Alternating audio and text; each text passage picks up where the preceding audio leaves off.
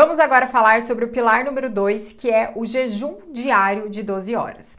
Então, o ideal é que a gente faça ciclos, 12 horas, onde a gente vai se alimentar, não significa que você vai ficar 12 horas comendo direto, tá? Eu sei que muita gente gostaria, mas não é isso. Então, 12 horas onde você vai fazer o seu café, o seu almoço, o seu jantar, e 12 horas onde você vai ficar sem se alimentar, e esse período acaba pegando ali o horário da noite. Então, assim como a nossa natureza é cíclica, né? Então tem dia, noite, tem verão, inverno, sol e chuva, o nosso corpo também.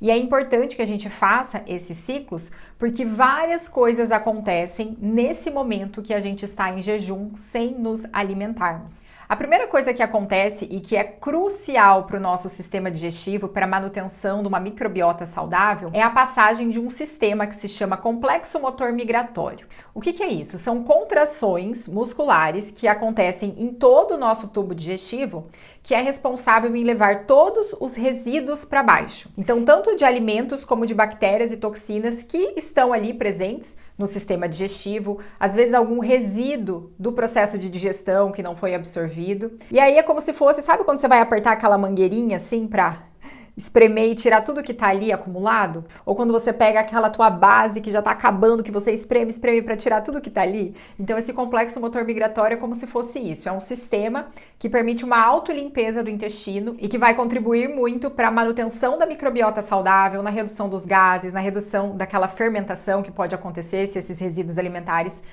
acabam ficando por ali no meio do caminho.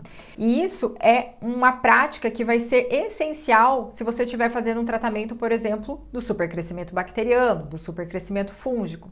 Então, ficar beliscando toda hora faz também com que a passagem desse complexo motor migratório seja reduzida, porque a gente tem a passagem desse sistema também entre as refeições. Então, você tomou café da manhã e aí depois você vai só almoçar. Nesse período que você fica ali sem se alimentar, existe a passagem desse complexo motor migratório também.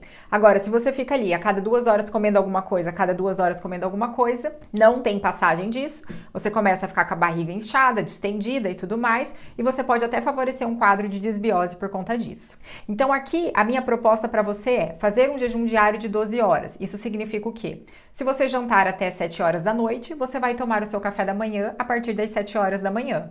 Se você não consegue jantar às 7, vai conseguir só jantar às 8, então que você faça o seu café da manhã a partir das 8 horas da manhã. Veja se isso é possível, se encaixa na sua rotina, porque vai ser algo muito benéfico aí para a sua saúde. Além da passagem do complexo motor migratório, um outro mecanismo que acontece quando a gente está em jejum se chama autofagia. O que é essa autofagia? É um processo em que partes defeituosas ou disfuncionais das células se quebram e o corpo faz então essa reciclagem, esse reparo para formar uma nova célula saudável. Olha que importante isso é para a prevenção do câncer, por exemplo.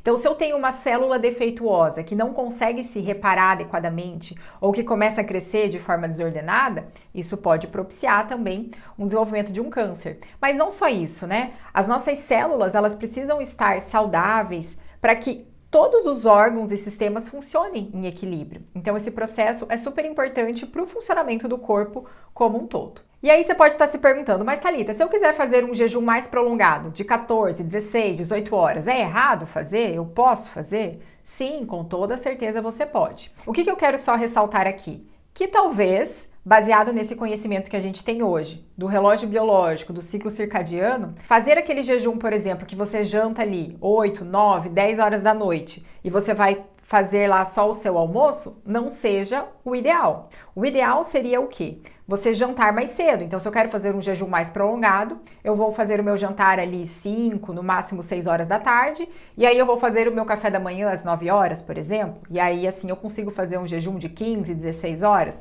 Pode ser uma alternativa também. Mas, minimamente, o que todo mundo deve fazer é esse jejum diário de 12 horas. Você não tem obrigação de fazer de 14, de 16, de 18. Você pode fazer. Se for fazer esse jejum mais prolongado, a sugestão é que você faça em dias alternados. Não precisa ser todos os dias como o jejum diário de 12 horas. Agora eu quero que você me conte aqui nos comentários se você já coloca em prática como que está essa questão dos horários aí das suas refeições. Você está conseguindo respeitar isso? Está comendo muito tarde? Está fazendo pouco tempo de jejum? Está fazendo muito tempo de jejum? Me conta aqui nos comentários que eu quero saber.